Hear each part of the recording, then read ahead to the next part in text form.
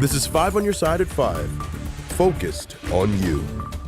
More than 30 years ago, 11-year-old Arlen Henderson disappeared while riding his bike near his home. Tonight, investigators need your help solving this Lincoln County cold case. Thanks for joining us. I'm Mike Bush. And I'm Ann Allred. Today, the Lincoln County Sheriff's Office released a new picture of what Arlen could look like if he's still alive today. Our Justina Cornell joins us now with the latest information on the case. Justina? Yeah, so the investigator on this case tells me there are several leads and some are even new. While they've always looked for answers, within the last year, the department really had eyes on this case, trying to get more clues. Now, back in the summer of 1991, then 11-year-old Charles Arlen Henderson was last seen around 5 in the evening riding his bike near his home in Moscow Mills. His bike was found about 11 weeks later, abandoned in a bean field about 5 miles away. And since then, there's been no sight of Arlen or any clues. Right now, police are trying to get the public's assistance, asking if anyone knew Bob and Joy Leonard to come forward. Now, Joy is Arlen's sister. She was murdered by her husband, Bob, in the year 2000. Bob shot and killed her, 3 others, and then died by suicide. We've learned that they may have made some comments that may have been relevant to this investigation, but they're no longer with us, so we can't interview them. If you knew the people, if you're familiar with any aspect of the case, please reach out to us. Please let us know so that we can hopefully get that resolution for his family. I also spoke to Arlen's mom earlier today, and she said, quote, "Someday I will get answers," end quote. Now, if you happen to know anything, please contact the Lincoln County Sheriff's Office tip line at 636-462-6153. Justina, thanks. Now to some developing news out of West St. Louis County. 2 women and a man are dead in a murder-suicide.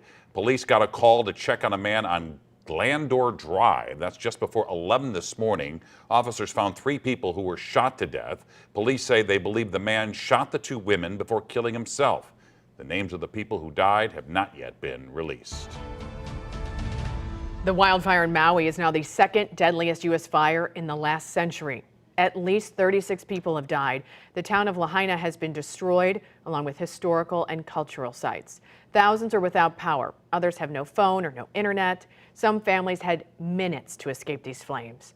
Search and rescue is underway, with people on the island still missing. And there are a number of people with St. Louis ties who are stuck on the island as these fires continue to burn. And this afternoon, 5 on your side's Holden Kerwicki spoke to a Chesterfield family staying just a few miles away from Lahaina. He joins us now in studio with more on their terrifying experience. Well, Mike, and for the first few days of their trip, it was a dream escape for the family of 5, but they told me things quickly changed Monday night into Tuesday morning. That's when the winds kicked up around the island, fueling the flames that leveled Lahaina and scorched the famous banyan tree. They told me they haven't had power since Tuesday, but they do have propane, so people in their complex have band together to cook the meat in their freezers before it all spoils. Roads are closed, so they're hunkering down until they know it's safe to try and get to the airport. We tried to FaceTime a few hours ago, but cell service is limited to just a few small spots in their area. We spoke to a girl in the park we're sitting in right now, and she was crying, and she said she lost everything. She left when the roof of her house blew off, and the whole thing was engulfed in flames, and she had pictures of it all. She said that boats in the harbor were catching fire, boats out in the ocean were catching fire. Catholic Church, which is a mainstay in Lahaina, is gone. That family asked me not to use their last name since they're stuck in Hawaii for the foreseeable future. I'll have more on their terrifying story coming up tonight at 6 o'clock. Mike? Holden, thanks. Evacuations on the Big Island have been lifted. The worst of the fires are burning in Maui, where thousands of people are now staying in shelters. Visitors are being told they can leave as soon as they can. Meanwhile, hundreds of National Guardsmen are on their way to help put out the fires. President Biden approved a disaster declaration today to help with recovery. And to explain what's fueling these fires, let's check in with meteorologist Gary Frank. Gary? Yeah, normally Hawaii is a place that we think kind of tropical. We've got all this humidity. It doesn't drop down that much at night. But one of the reasons that we looked at the setup for this is we had the hurricane which passed to the south. And on the surface, right, no rain there. But what we look to the north is we have this pretty strong area of high pressure. It's pretty common for this time of the year, these areas. But in between that, we have this higher pressure gradient. That's what fuels wind. We typically see it in the springtime and the fall, right? We have those changes in pressure. But as we zoom in just a little bit and also look at a couple other things, the wind direction as a result has been out of the east or east-northeast. And as we look at some of the localized topography here, if you're not familiar with the area, there's some pretty high mountains, right? You know, and really as we see that wind go right over the top of the mountain, you see Lahaina here right on the coast. As the wind goes down, that downslope of the mountain, it dries out, it warms up. We have dry vegetation as well. This area is under a drought. We're pretty familiar with this drought monitor as well. And, you know, we have moderate to severe drought, so it hadn't got all that much rain recently. So you add all those things, and that's where we have the significant fuel for wildfires between 60 to 85 mile an hour wind. For us, the next few days, nothing too crazy heat-wise. We got a few rain chances on the way. And an update to that drought monitor is we have another cool spell on the way by next week. Tonight on NBC Nightly News, Lahaina was once the royal capital of Hawaii. Kings and queens are buried in the graveyard of a now burned church. The historic district has more than 60 landmarks. But now much of that history is destroyed because of these fires. The landmarks and legacies now lost right after this newscast. You can help the victims of the wildfires in Hawaii. Just text the word HELP to 314-425-5355 for the information.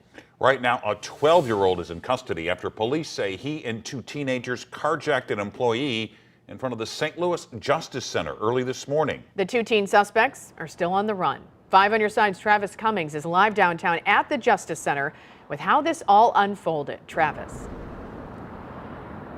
Mike and Ann, the victim, a 33-year-old man, was robbed of his silver Nissan Altima right here in front of the Justice Center. Now, the car was found not too far on 10th and Cass as police were investigating earlier this morning at about 3:15. Now, I kind of want to take you to the video here. Police say the 12-year-old ran, but officers arrested him, and the two other suspects got away. Again, those two are teenagers. The victim then identified the 12-year-old boy as one of the suspects who took his vehicle. That's according to a source familiar with the investigation. Police say one of the suspected carjackers was armed with a gun, but they don't believe it was the 12-year-old. We talked to a pastor in South City who fell victim to a similar situation back in January.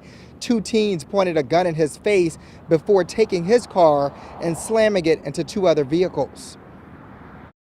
These kids aren't thinking this stuff up. They're being tempted, they're being put up to it. So there's another level, or there's another layer to this onion. And it breaks my heart because there's profit to be made at other people's expense. Again, those two teen suspects are still on the loose. The 12-year-old is in custody at this time at a juvenile detention center. If you know any information that can help solve this case, you can just call Crime Stoppers. That number is 866-371-TIPS. Live downtown, Travis Cummings, 5 on your side. A judge has issued an administrative order saying 16 St. Louis City Sheriff's deputies have to step down because they were unauthorized hires. The order states the Sheriff's Department didn't follow certain hiring requirements like completing background checks. The department has 4 days to turn in the required documents. Tonight, crews are repairing a South St. Louis street after a water main break caused the road to buckle. The main break happened at Chippewa near the River Des Peres yesterday.